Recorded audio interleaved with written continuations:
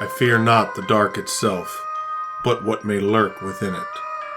Welcome to Lurk, bringing you creepy, strange, and bone-chilling stories, with your hosts, Tim Harrison and Jamie Jackson.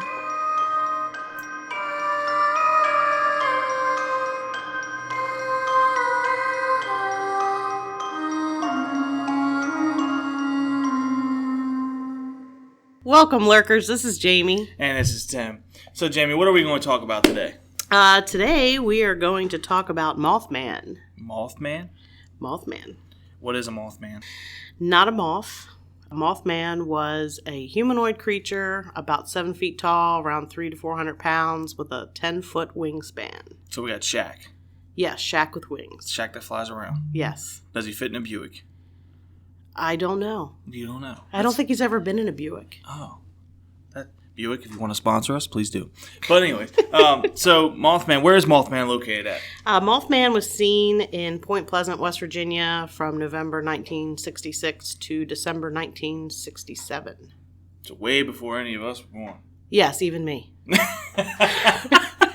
So, Point Pleasant, West Virginia. Is there a reason why Mothman's there?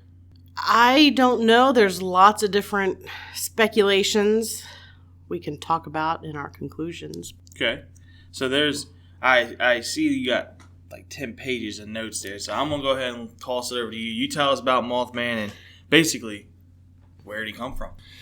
We'll see. So Mothman, November 12th, 1966, a gentleman by the name of Kenneth Duncan and 4 other men were digging a grave for Mr. Duncan's father-in-law, actually.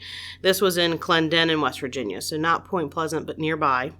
Kenneth saw a human-like creature fly out from the trees, and then it flew low over their heads. The other 4 men did not see the creature before it disappeared. Mr. Duncan said the creature was brownish and took off from behind the trees, flew in the air for a minute before going out of sight. The creature looked like a human, but was not like anything he had ever actually seen before. So this is actually the first documented sighting of Mothman. It's not one of the more famous ones. It's actually one that I didn't really know a whole lot about. So a little bit different color than what the majority of people reported seeing. So it's not a bat, basically, right? No, it's not a bat. So let's cross off a bat. What about a raven? Ravens can get pretty big, right? No, but they're black. Well, see, we're already crossing off some items here. The only reason why I say it's because, a lot of people, when they hear Mothman, they say things like it's very easily explainable. It's this, it's that. But not in Point Pleasant, West Virginia. You don't have some of these things that people say it is. Right. So go ahead, continue. I'm sorry. 2 days later, November 14th, 1966, gentleman by the name of Noel Partridge is how I know him. The name Merle Partridge also comes up. He was watching television around 10:30, and the picture on his TV turned to what he described as a herringbone pattern. Probably similar to static in a way, but not as random. I imagine there was actually a pattern to it. And the TV also started to whine. It increased in pitch, and then it would cut off when it would get to the high point, and then it would start again and crescendo and cut off again. He said it was similar to a handheld field generator that was used for portable radio transmissions in an emergency. So at that point, Bandit, who was Mr. Partridge's German Shepherd, was on the porch, and he began howling towards the barn. He was facing the barn, he was howling and carrying on.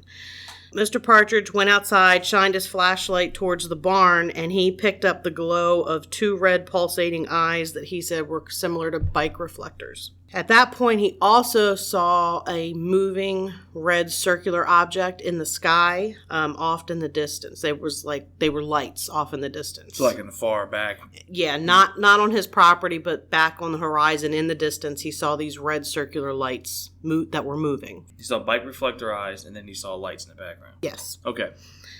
He had been a resident of the area for quite a while. He was an avid hunter. He actually did some nighttime hunting in the area, and he could not recall any other animal that had any kind of similar eye shine. This was not anything that he had ever seen before in his time hunting and growing up in the area. Sorry, I hate to interject here again, but just want to clarify. He's a country feller. Yes. So he's been out there for a long period of time. we live out in the country. Mm-hmm. You live in some areas for a long period of time. You kind of know what's out in your area, regardless if you've seen it or not, if you heard it or not. You just know what's out there just due to living there. Right. Yeah. I mean, if you're a hunter, you know what animals are there and what don't belong there. So you become familiar either through knowledge or experiencing them yourself. And then his TV's acting, what is that? What did it do? It was making a whining noise, and then it had like a static herringbone pattern on it. So herringbone. Yep. So it lost the picture, basically, is what happened. You imagine if you're sitting in your house right now and people lost their TV. It would be on Facebook. Anybody lose Comcast? Yeah. So he lost his TV. He has his high, whiny, pitchy voice, kind of like signal coming through. His dog's acting crazy. He walks out. He sees everything going on.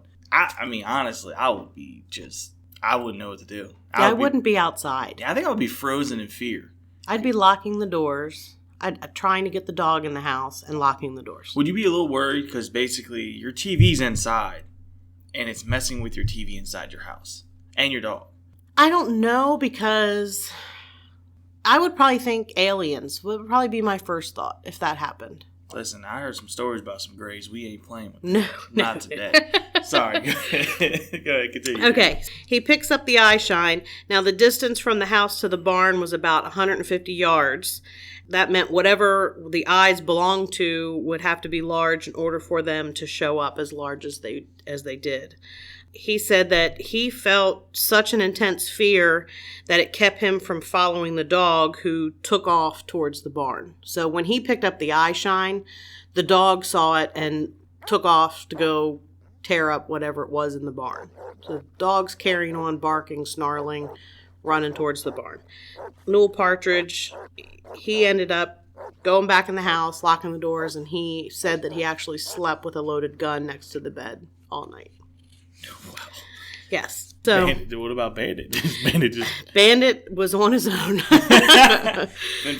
Now Bandit was we're talking German Shepherd, so he was a hefty dog. He was probably about 100 pounds. Probably thought the dog would be fine. The next morning, though, Newell went outside to look for Bandit. The ground actually was muddy, and because the dog's weight, there were actually quite a few tracks. So he could see the dog's tracks running to the barn. And then when he got to the area roughly that he thought the creature was, that he was picking up the eye shine from, there were circular marks like the dog was running, chasing its tail. Has it ever done that before? No, the dog had never done that ever before, never really chased his tail. There were the tracks leading to the barn, to the area where the dog was running around in a circle, but there were no other tracks leading away. And the dog was gone, and he never saw the dog again. So a farm dog just disappears. Disappears. 100-pound German Shepherd gone. No explanation. After seeing a creature that he clearly can't explain, there's some weird thing in the background. Mm-hmm. Like, I don't know about y'all. I don't know how real estate worked back in the day. I'm selling and then buying a house on the ground, or I'm buying some land, I'm digging underground. Because clearly something's flying around in Point Pleasant, West Virginia that's just taking dogs. Yes. Next, I want to talk about the McClintock Wildlife Management Area, because a lot of the stories that happen after this take place in this area. And this area actually is what many consider the Mothman's home base. This is where he lived. So in 1942 to 1945, it was known as the West Virginia Ordnance Site. It was a U.S. Army site, and it was about 8,000 acres. It was used to produce TNT. So they stored the explosives in bunkers or igloos that were scattered on the landscape and covered in dirt and grass, so that from the air it looked like rolling hills. So if there were any enemy surveillance of any kind, you couldn't tell what they were doing there. It was decommissioned in 1945, and the government deeded the industrial portion to the state of West Virginia, but they stipulated that it needed to be used for wildlife, and that's how the McClintock Wildlife Management Area came to be. And they have about 2,700 acres, and the rest of the land is owned by the county or some private citizens. It's also referred to mostly as the TNT area, and that's how I'll refer to it from now on. In 1979, there were fishermen there, and they reported that they saw chemicals seeping into the ponds. turned out the area was contaminated with TNT, its byproducts, and asbestos. And it became listed as one of the EPA's Superfund sites. Superfund sites were sites that were very badly contaminated, and the government basically promised to come in and clean it up. So they did. It's actually, you can go find the site online, and it'll take you there, and you can read all about the stuff that they had to clean up. It discusses like barrels and red ooze. So the government is now involved. Government has basically ruined a small area of wildlife, and just happens so be it a creature of massive stature is now living in that area. Yes. Sounds like a great story. Oh, yes. And actually, I'll read a little clip. This is from the actual Superfund site, so the EPA, the government site. It says in regards to cleanup. It said additional early actions that have been completed at the site include removal of drums, soil, and debris from the, quote, toxic swamp area completed in 1994. Removal of asbestos from the north and south powerhouses, demolition of the powerhouses and filling in of open pits and manholes completed in January of 1995, and removal of 32 drums from the OU-11 cellulite manufacturing area in 1999. So I'm talking about some significant crap. We're not talking that you're outside changing your oil a little bit, dipping on the ground. No. And that is directly from the Superfund site. So we will actually add a link to that in the show notes so you can go read it. This is wild that this is that a lot of crazy stuff does happen, but it's crazy that this is happening in Point Pleasant, West Virginia, that you have something this toxic. And you had people hunting and fishing there. Eating it. Yeah. You know what I mean? I don't know about you guys, where we come from, you shoot it or you catch it, you eat it. That's the point, right? You don't waste anything. Mm-hmm. So imagine what came about from what they've eaten. Who knows? Oh, my goodness. I mean, I visited the TNT area in the 90s, and I can say that I actually saw a pond that had, it was kind of a reddish tint, and it kind of was oozy looking. It was really not a normal looking pond at all. Had some of the lily pads kind of were weird. They were larger than what lily pads that I've seen. They might have been completely normal lily pads, but I've never seen them as large as they were. How big do you think they were approximately? I don't know. It was 1990 something, and that was a long time ago. 1990 something. You weren't even alive. We're not going to talk about that. You got wisdom, okay? Wisdom and life experiences. I'm old. Tim's calling me old in a nice way. I'm not calling her old, I promise. The TNT area was used a lot, not just for hunting and fishing, but a lot of people used it there were a lot of drag racing. It was kind of a hangout. There wasn't much to do, I think, in that area now, and there wasn't much to do probably back then. So that's where they went to kind of hang out, meet up with friends. Chemical spills and stuff like that. Why not go hang out by it? Yes. So that brings us to one of the most commonly known eyewitness accounts of Mothman, November 15th, still 1966. It was about 11:30 p.m., Roger and Linda Scarberry, along with Steve and Mary Millette, were driving through the TNT area in Roger's black 1957 Chevy Bel Air. They drove around the roads. It was deserted. They were kind of looking to see what was going on. They ended up making their way back to the abandoned generator plant, which was near the main gates of the TNT area. And as they pulled up on the plant, Linda gasped, and they all saw at the same time 2 large, bright red circles roughly 3 inches in diameter and 6 inches apart. For comparison, your hand, the palm of your hand, is roughly 4 inches from the heel of your palm to where your fingertips start. So a little bit less than the palm of your hand is how big they were.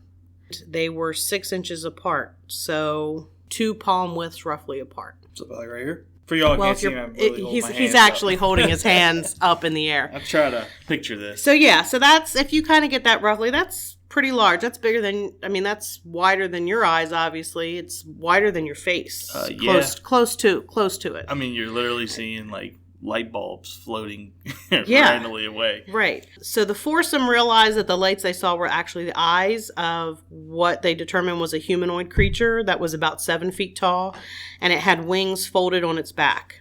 It was a grayish color, and it walked with a shuffling gait that some later witnesses described as like a penguin. It didn't walk like a human, it more shuffled. As it made its way to the open doorway of the generator plant, the group opted to get out of there. Roger sped off through the gates, heading for Route 62 back to town.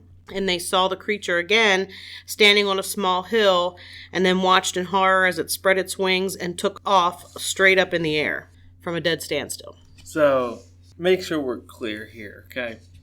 You see this massive creature. You got these eyes you can't explain. I don't know about y'all, okay? If I see anything, I mean anything, with wings on its back that's 7 feet tall, you couldn't pay me enough to stand there. I don't care what you're offering me. You know how you see some of those memes on Facebook, so I give you $5 million to stay. I don't care if it was $2 billion. I'm not standing there.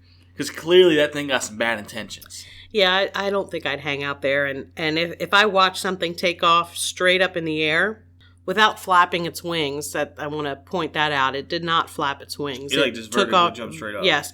There are some birds that can take off vertically. Really?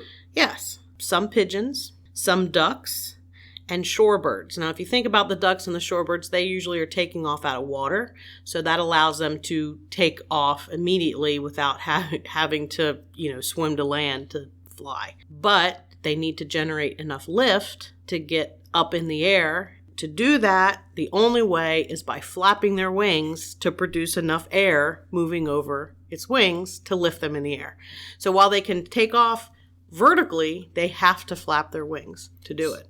And I think the last time I checked, they weren't 7 feet. No, they weren't. I don't know of any 7 foot tall pigeons. That would be really bad for the city. Yeah. Imagine the damage it would do to your car after oh my gosh. But also, the eyes. I was trying to look something up. You know how a lot of people, when they say they see this, it's like paralyzing? Like yes. They feel like they can't move. I know that predators, massive predators like tigers, lions, cheetahs, and things like that, they have a low growl, right? And it's I forgot what it's called. I was trying to look it up, but it's like a low frequency that actually humans have naturally. Like they naturally can pick up on it due to caveman and stuff like that. I was wondering if Mothman could probably emanate that noise at a more of a I don't know if subtonic is the word or something like that. I don't know, but anyways, at a level which your body's magnetic can pick up on it, like kind of how a cheetah and lion does. That's why you get paralyzed. I would imagine that would probably have something to do with the intense fear that at least Newell Partridge felt and the foursome in the TNT area here in this instance felt. Something that maybe they didn't quite hear but could feel the vibration almost. I think that's probably a good possibility. I mean, it's 7 feet tall. I mean, I ain't gonna lie. It's pretty big. That in and of itself is enough to be terrifying. They're taking off outside of the TNT area. They're taking off heading towards town. The creature has taken off straight up vertically, doesn't flap its wings, shoots up in the air, and it starts following the car as it's driving into town, and the car is going close to 100 miles per hour, and this thing is keeping up with the car. Yeah, not today. Nope. Yes. At the same time, they also claimed that the creature was making a strange mouse-like squeaking sound. And I know you're laughing, but I actually want to play something for you.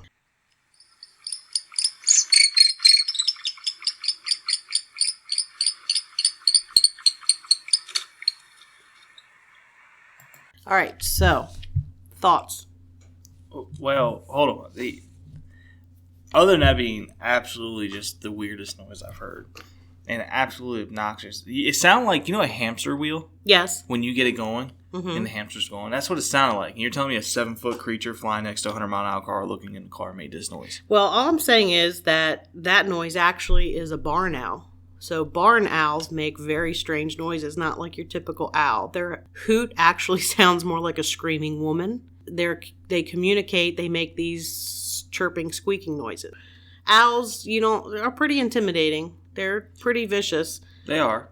Not to humans, usually. But anyway, I'm just... Pee one off and, True. I'm just throwing that out there. Okay. But, again, I don't think we've ever seen an owl 7 feet tall. No, I've never seen a 7 foot tall owl.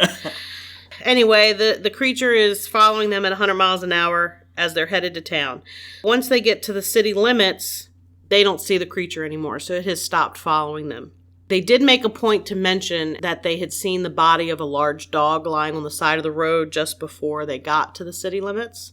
So that's something that they thought was important enough to mention. They went straight to the sheriff's department. They were pretty freaked out. They didn't go home. They went straight to the sheriff's office, told Deputy Millard Halstead their account of what happened. Deputy Halstead knew the couples, and they were considered good kids. They never were any trouble, never had a problem with these people. So he figured he'd get in his car, go back out to the TNT area with them and see what was going on. So he followed them back to the generator plant, which is also called the power plant. I'll use both probably interchangeably. So they go back to the power plant at the TNT area. As they left town, they looked for the dog's body because it was a large dog they had seen. They looked for it, and it was not there. That's not cool. I just want to point out here that good old Bandit was not found. Bandit was a large dog, and this is the next day. I'm gonna wager a guess here and say that this could very possibly have been Bandit, which is sad. That's and I mean, just to kind of put it out there, predators won't eat if they have time. They won't eat all their food at first, especially if someone's back in their den or in their home. They'll actually stash it away somewhere, kind of get whoever is out of their place, and then bring their food back in. Now you're saying there's kids there all the time. This sounds pretty classic as a predator, kind of making sure. Yeah, and some don't like to eat fresh kills. Oh, that's nasty. It is. Bears, I think, sometimes stash kills that they find, and crocodiles, which I am not saying that this is a flying crocodile, because that would be absolutely terrifying. I can't even. That would be crazy. But crocodiles take their kills and shove them under logs underwater and like to let them sit there for a couple days before they actually eat them. So maybe that's what's going on. Who knows? Could you imagine marinating? No. That just turns my stomach. They get to the TNT area, but there is no sign of the creature. But when Deputy Halstead turns on his radio, it emitted a loud signal blast that was described as a tape being played back at high speed. For those of you who grew up without cassette players... Yeah, elaborate, please. When you would play it back at high speed, it would have like a high-pitched, garbled noise. Like a beep. Kind of, yes. Yes, that's kind of what it is. So that's what his radio's doing.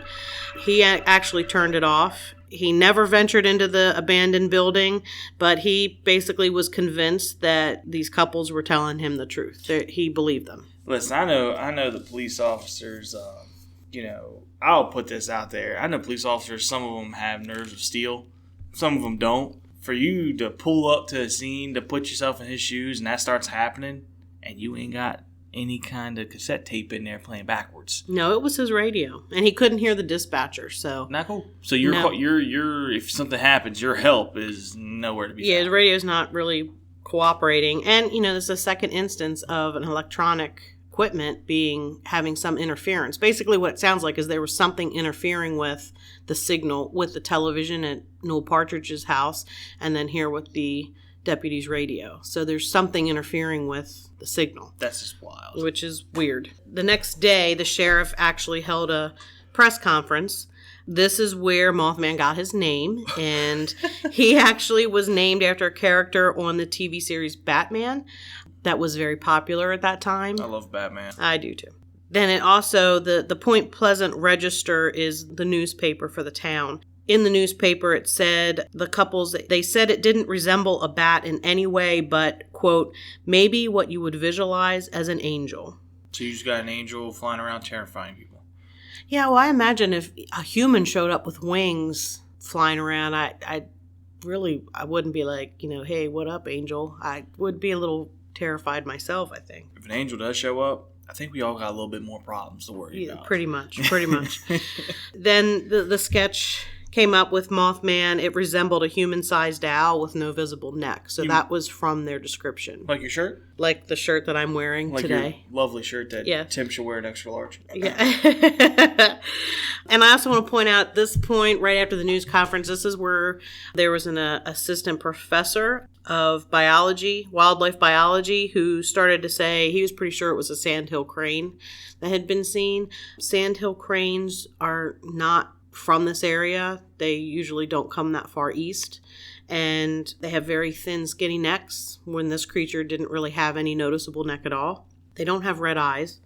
They have a red patch on the front of their head. So you'd need 2 sandhill cranes to make 2 red patches, but they don't glow. Does it reflect at all? No, it doesn't. The sheriff, he said he thought it was probably what they refer to as a shite poke, which is just basically any large crane, which could be a heron, a blue heron, whatever, which I'm familiar with. Most people are familiar with a great blue heron.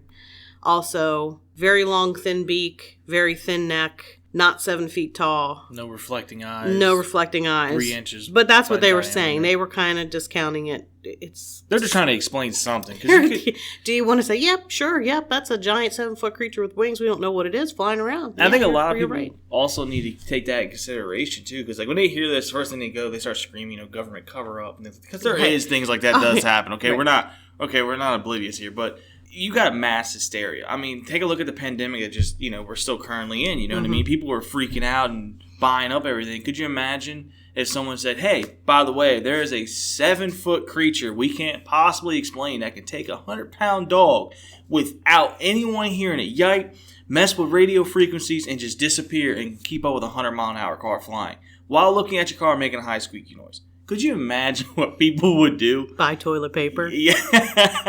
If you ever need 2-ply, let us know. People freak out. I don't know. I kind of feel like, and maybe people back then, I don't know that they freaked out quite the same magnitude as people freak out today. That's fair. That is very true. And I'm not dissing any generation at all. I'm just saying that maybe it's being closer to World War II, because you're talking only 20 years after World War II, that I don't know that people freaked out quite to that extent. It seems to have kind of different nowadays. I could be completely wrong, but that's just kind of my take. You're not. I don't remember my parents freaking out when about anything, snowstorm or anything. I wouldn't say I freak out, but I would like to be a doomsday prepper, but I'm not quite to the point of digging the bunker in the backyard. I want a bunker in the backyard. I would kind of like a bunker in the backyard. I would like to have that as our studio, so maybe you could work on that. We can give Ernie a call. He's big as a house, and I know for a fact he can move some dirt. Yes, that's my husband, by the way. He would not dig me a bunker in the backyard. Well, him and I can dig each other a bunker. Okay. Now we are talking about November 16th, 1966. That night, the Wamsleys were on their way to visit friends who lived near the TNT area. They went to their friend's house. So the friends weren't home. Their kids were there. They kind of were visiting a little bit. And they were leaving around 9 p.m. And when they went outside, they noticed some strange lights in the sky. And they're telling everybody, come out here and look at these. And everybody's like, it's an airplane. And they're like, no, this is not like an airplane. You need to come take a look at this. So everybody comes outside. They're looking at these lights.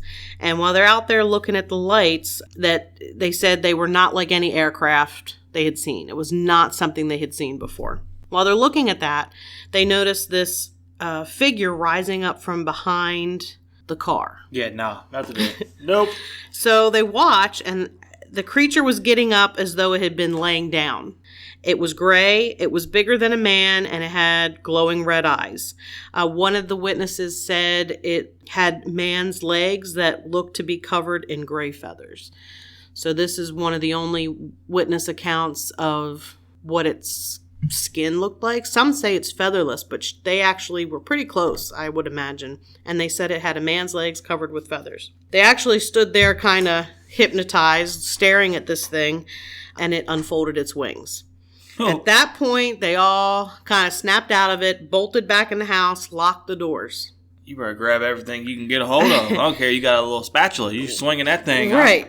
Right. So they're in the house, and as they're in the house watching, it shuffled onto the porch. Shuffled. Yeah, it shuffled again, same shuffling motion. Okay. And it was pushing against the door, and it was looking in the windows. Huh? Yeah, this I'd seriously poop my pants. I'm sorry. That is not I would cool. crap my pants. Oh my goodness. So they actually did, when they went into the house, they did call the police. And it takes them about 15 to 20 minutes to show up. But in that 15 and 20 to 20 minutes, there was no sign of the creature once they got there. It was gone. I mean, what would they do? They pulled up and they saw something just chillingly pushing on the door, looking in the window. Shoot it. Yeah. I mean, Sorry, shoot it. Like, So, oh my goodness. yes. So the next night, across the Ohio River, a woman woke up to her dog barking about 4:45 a.m., and she went to investigate, looked out the kitchen window, and saw an enormous circular object hovering above the trees that she said was the size of a small house, and then it glowed with bright red and green lights. The object made a zigzag motion and then disappeared. So this is one of the UFO accounts that is also happening about the same time. So this is like the third, I think Blues with the third account so far. Okay, so you had Noel Partridge saw the moving circular red lights off in the distance. You had the Wamsleys and their friends coming outside the night before, seeing weird lights in the sky. And then you have this lady who actually saw a circular craft the size of a small house floating above the trees. Yeah. All at the same time. Mind you, y'all, I don't think back in 1966, 1967, they don't have helicopters or anything that can float. No, I mean, they had helicopters. It wasn't that long ago. We had helicopters in 1966. I just showed you how uneducated I am. I am sorry for that. Tim's a baby. So... That was bad. I mean, but they didn't hover sound. I mean, like, they aren't circular. They aren't covered with red and green lights. It's not a helicopter. I mean, we had helicopters back then. We had helicopters. We had plenty of helicopters. But they didn't hover like that above the trees. They weren't circular. They didn't look anything like what this woman's seeing. Okay, well, let's play devil's advocate here real fast. So, if we had helicopters, could we been experimenting with stuff? I mean, that's a possibility. Just 4:45 in the morning, though? Ain't nobody got nothing better to do. You know, kind of where that is. I mean, Point Pleasant, that's kind of a rural area. I don't know that they would be there. I mean, it's not like the TNT area was being used by the military anymore. You know, it had been shut down since the 40s, late 40s. So I don't get too far off topic. I'm sorry. That's okay. I'm just curious. Not a problem. So later the same day, the 17th of November, a 17-year-old boy said he saw a huge bird dive at his car, and it pursued him for 7 miles. So again, you've got this thing chasing cars. Yeah, like you know what I mean? Like, why does it pick cars? I don't know. I guess because they know people are in them. I don't know. Are they chasing the car, or are they chasing what's in the car? You know, like which thing do they want? Do they want to? Are they going after the car, or do they know that there are people in the car? You know, it's gonna sound terrible. You know what it sounds like to me?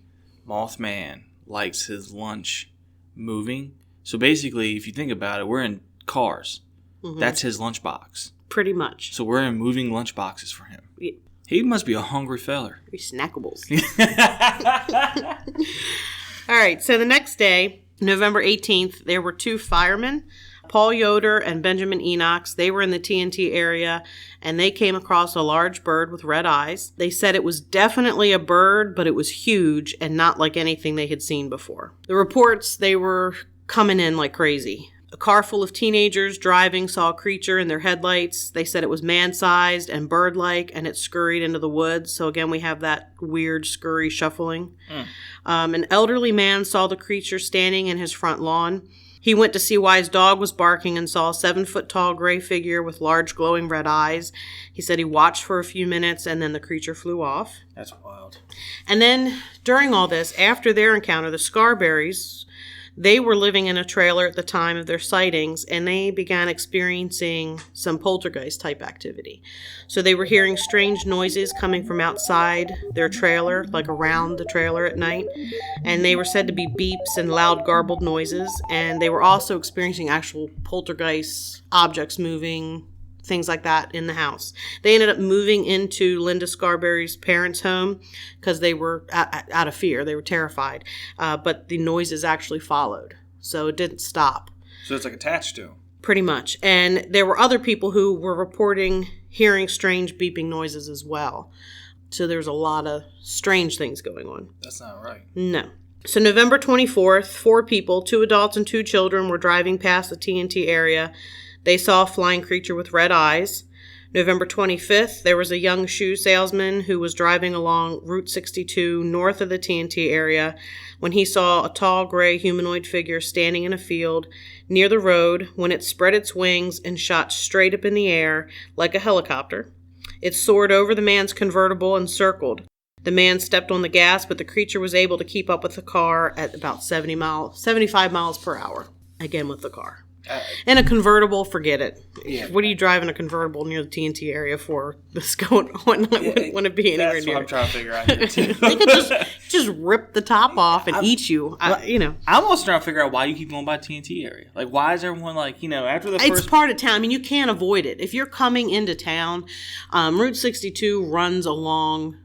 The road into the TNT area is off of Route 62. It's a main road in terrible. Point Pleasant. Yeah, that road goes into Point Pleasant. So that's how you get into Point Pleasant from certain areas. It's a main road. You can't not drive on it. Nope. This is an interesting encounter here. November 27th, it's 10:30 a.m. A girl by the name of Connie Carpenter was driving home from church, and she saw what she thought was a man dressed in gray standing on the property of the Mason County Golf Course, again on Route 62. While she watched, the wings unfolded, and the thing took off straight up in the air and headed toward her car. It actually came straight for her windshield before it veered off. And the one thing she repeats constantly were those eyes. She got a really good look at its face and the eyes. She said they were very red. She couldn't take her eyes off of them, so they were almost hypnotic. And she was so freaked out about it, she didn't go to school for days and required medical attention. She actually developed what is called Klieg conjunctivitis. Her eyes were red, swollen, and itchy for 2 weeks. So Klieg conjunctivitis is a type of conjunctivitis that you get from prolonged exposure to ultraviolet rays. It's redness, swelling, itching, most often caused by prolonged exposure to Klieg lights, therapeutic lamps, or acetylene torches. Welders sometimes, I think, develop this. So this is not your typical conjunctivitis. Nobody farted on her pillow and she got pink eye. But it is a type of pink eye, but it's because of ultraviolet rays. And there are other like UFO witnesses who have gotten this, and I think there were some other Mothman witnesses who developed this as well.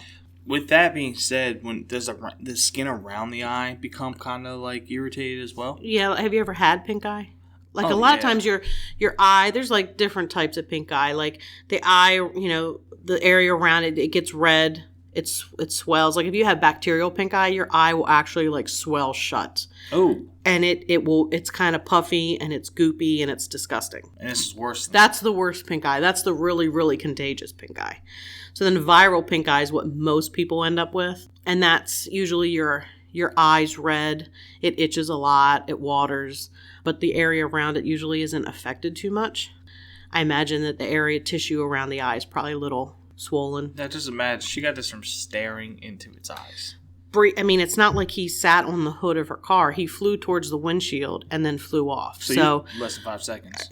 Maybe longer than 5 seconds. I don't know, but close proximity, not very long at all. And she ends up developing. I mean, she actually needed to be treated medically. That's crazy. Yep. And she did not give any interviews, really. She was afraid. She didn't like talking about it. But the one thing she would say, like, to officials was those eyes.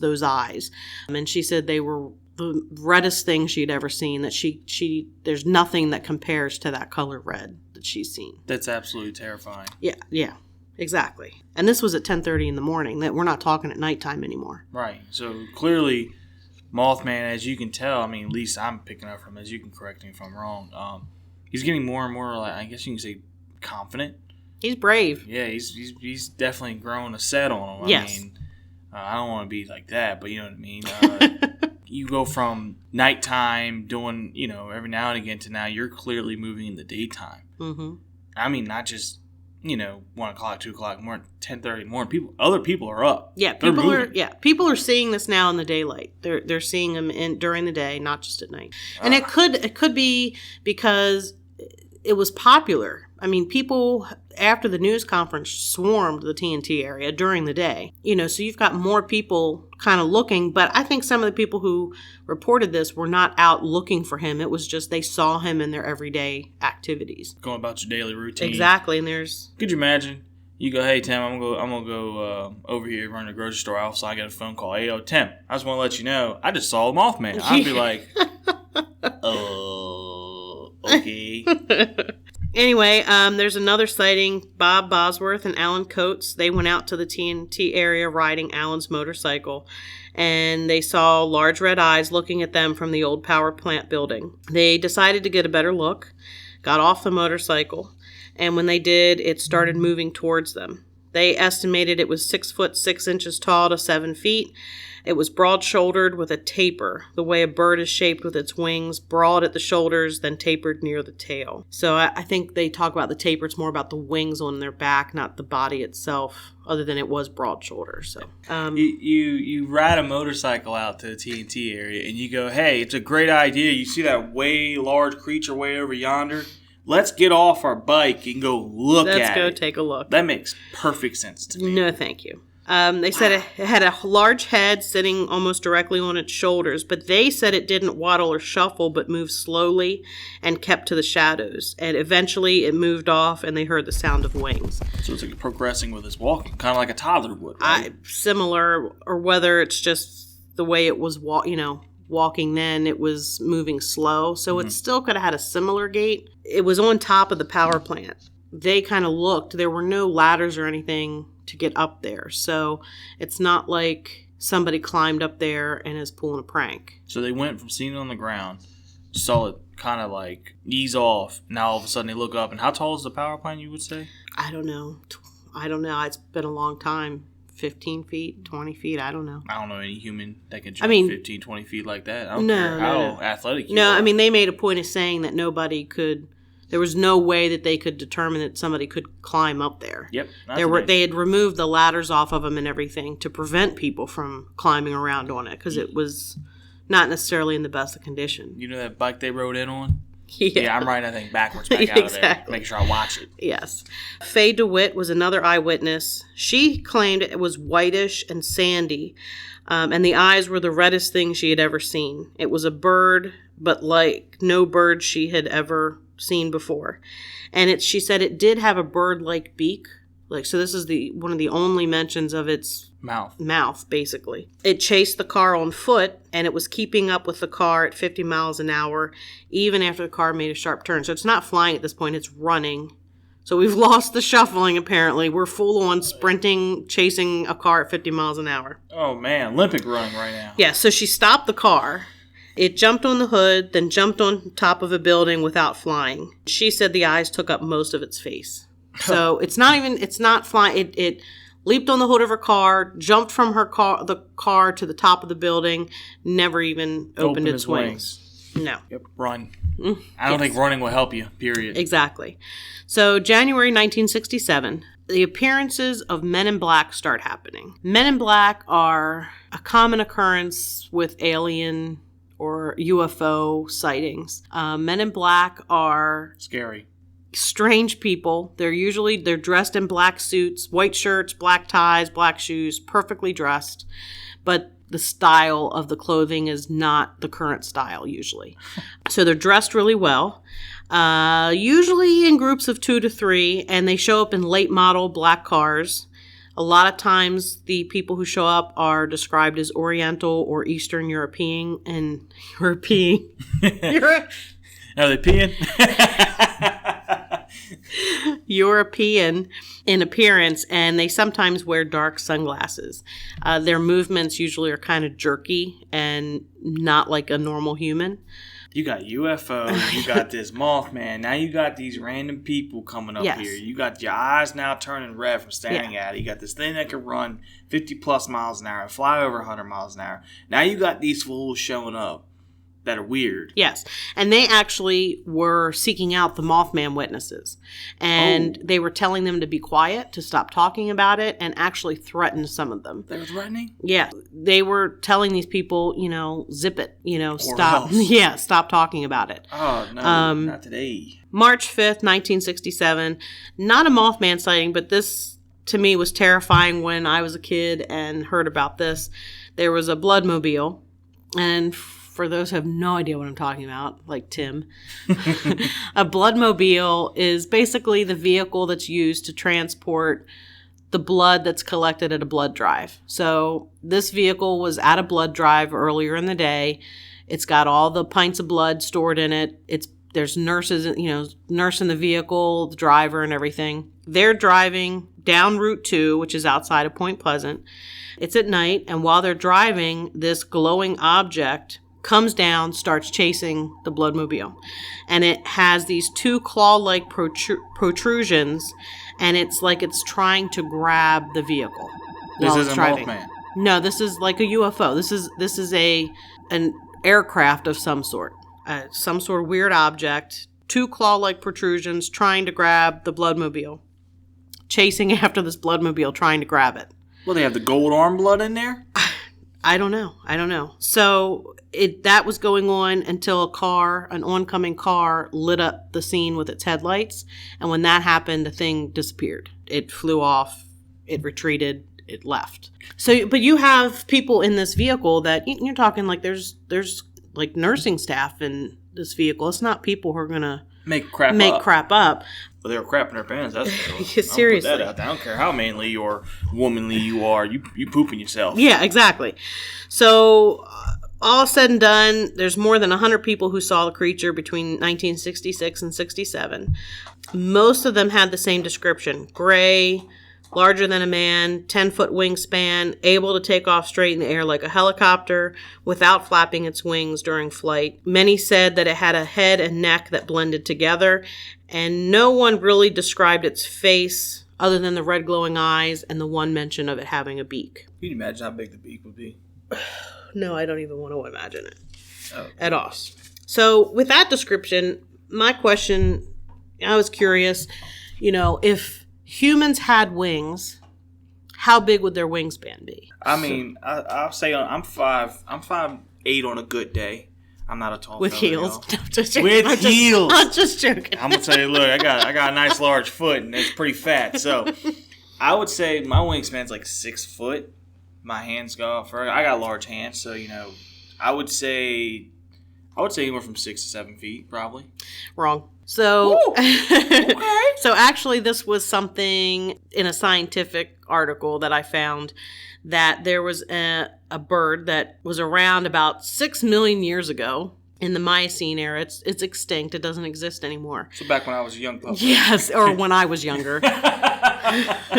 It's referred to as the giant teratorn. That's the easy name to say. It was the Argentavis magnificens, and it weighed the same as an average adult human, but its wingspan was 23 feet. What? Yeah, it had a 23-foot wingspan.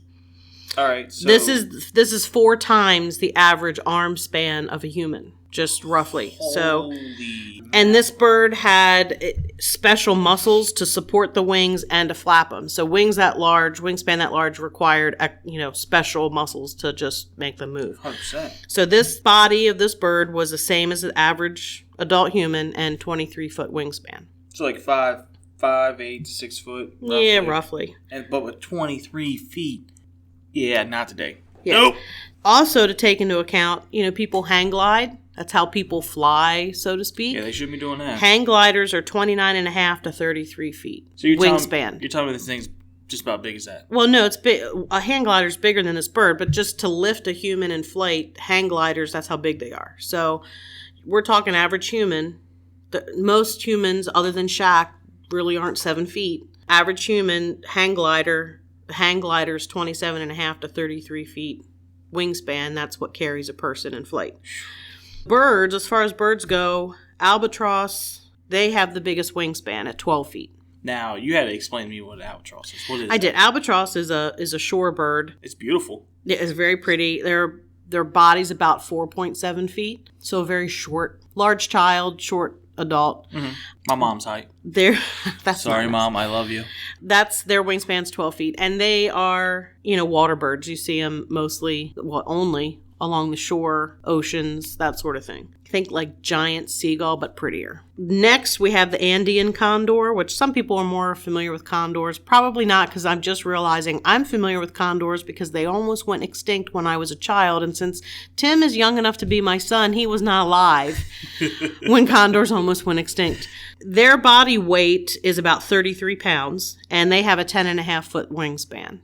So they're getting close. We're getting closer to the Mothman 10-foot wingspan. They will only weigh 33 pounds. That's what's so surprising for such. And retrospecting, speaking about the Mothman, is 10 times that. 300 plus pounds we're talking. Yeah. And this thing for 33 pounds has a 10.5 wingspan. Yeah. It's wild. And then the California condor, which also almost went extinct, they're about 4.5 feet tall, so almost the size of the albatross body size, and they have a 10-foot wingspan. So their wingspan is the same as Mothman. Okay. I threw in there, some people are familiar with the harpy eagle. If you're not, you might want to check it out. They are creepy. I thought they're pretty cool. They're awesome. I would love to have a pet harpy eagle, but it would probably rip my face off. Oh yeah, 100%. They look like people in a costume, but they are only 3.6 feet tall, so around 3.5 feet, and their wingspan is 7.4 feet. So smaller wingspan. They're not very tall at all. So it begs the question: how strong does the Mothman's wingspan really have to be? Like, his wingspan, yeah, but you have to have muscles. For y'all don't know, I'm a trainer, right? So, you have to be physically strong. Like, I don't know about a lot of y'all. Try to just put weight on a bar and try to squat 300 pounds. Try to push 300 pounds on leg. That's a lot of weight.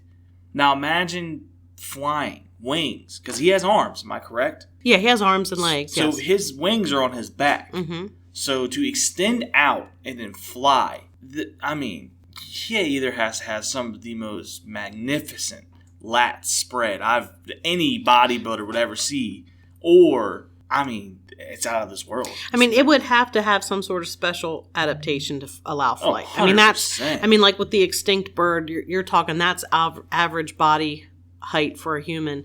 It had specially adapted muscles just to support the wings. That's not even without flying them.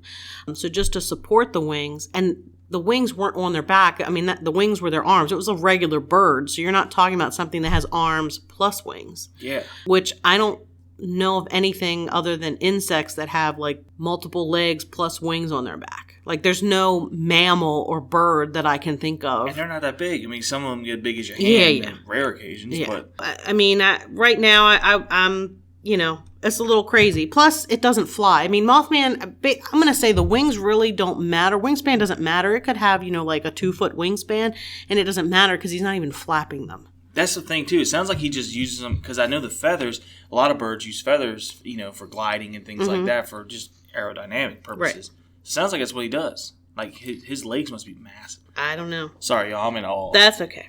So just throwing all that in there, because that's something that I thought of. Like, how big would that need to be? What is the size comparison to an actual human? Yeah. Moving on, John Keel. Anybody who follows Mothman usually knows who I'm talking about when I say John Keel. He wrote the book, The Mothman Prophecies, published in 1975. That's where I got most of my information from. I read this book back in the 90s, long ago. He actually was in Point Pleasant during some of these things going on. He heard about it. He went to research what was going on there. So he was in the midst of all. He's into UFOs, aliens, that sort of thing. He went to see what was going on. So he went to the power plant at the TNT area with one of the witnesses, Mary Millett, and a couple other people, and they were checking it out. And somebody thought they saw something in the corner of the building. A lot of commotion going on. They heard a strange, high-pitched noise, and then Mary's ear began bleeding. Yes, it began bleeding. And John Keel mentioned in his book that it was an indication that there was a sudden change in air pressure. So probably like an eardrum thing. Yeah. Oh, So man. that happened. Could you imagine? Only to her, nobody else, just her. And, of course, during the whole time that Mothman was going on, there were also UFO sightings. Most of them were not officially reported, and that's most likely due to the fact that Mothman was getting all the attention. But I did highlight a couple of the things that were going on. There were the visits from the Men in Black. Also, dogs and livestock disappeared. There were some livestock mutilations were going on around the TNT area. My cousin, who actually lived not far from, about an hour, roughly, from Point Pleasant, she said that back in the 90s, there was so much UFO and Men in Black sightings that had been going on that the people used to meet and discuss it. Like, the old-timers used to have meetings about it because it was so prevalent. That is wild. Yes. This brings us to what seemed to end the Mothman. On December 15th in 1967, there was a bridge called the Silver Bridge that spanned the Ohio River, and it joined West Virginia with Ohio. Around 5 p.m. on the 15th, it was covered with rush hour traffic.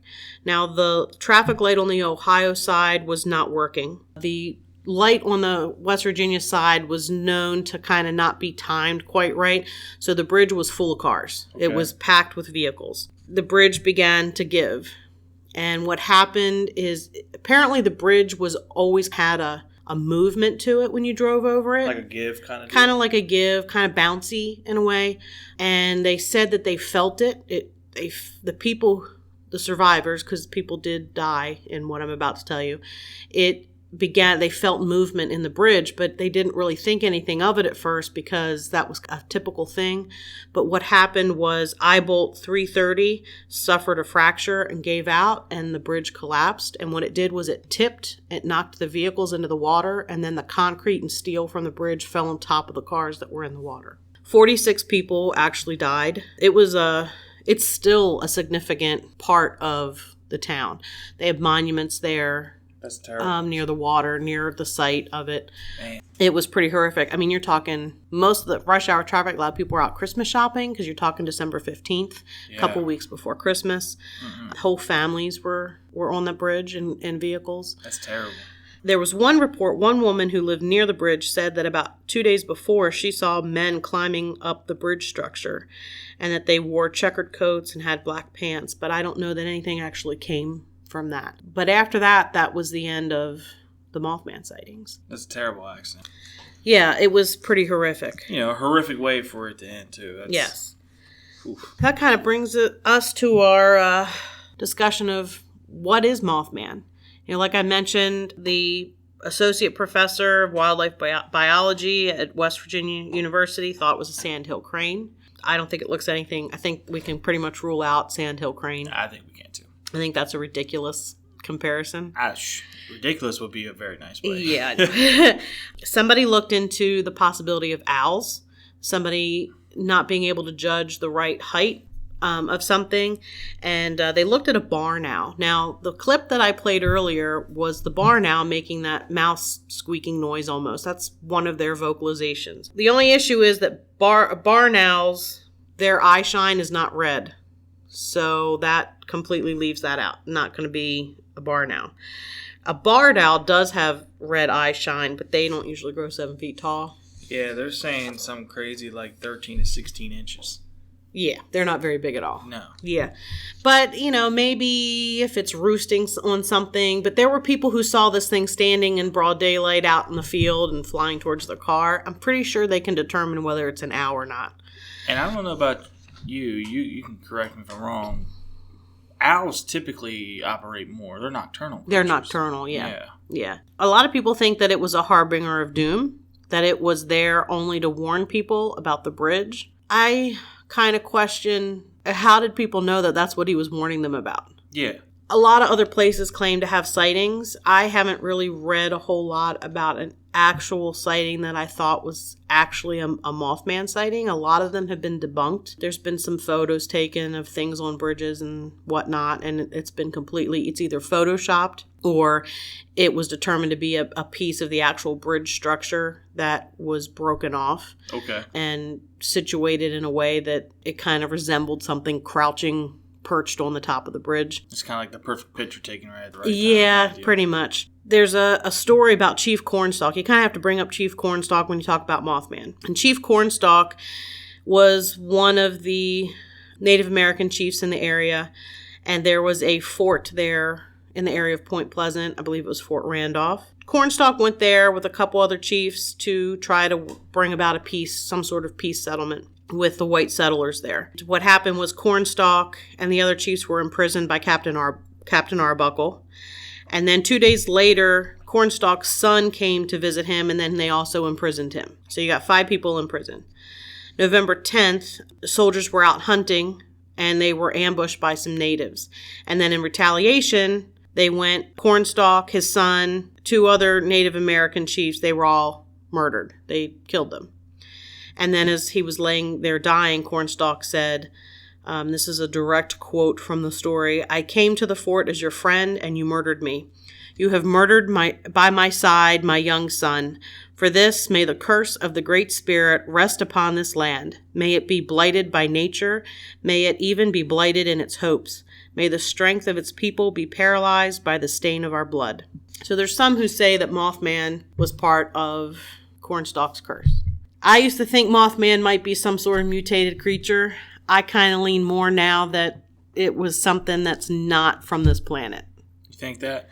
I think it's either from another dimension sort of thing or alien. I mean, you had the UFO sightings and the Men in Black things going on at the same time.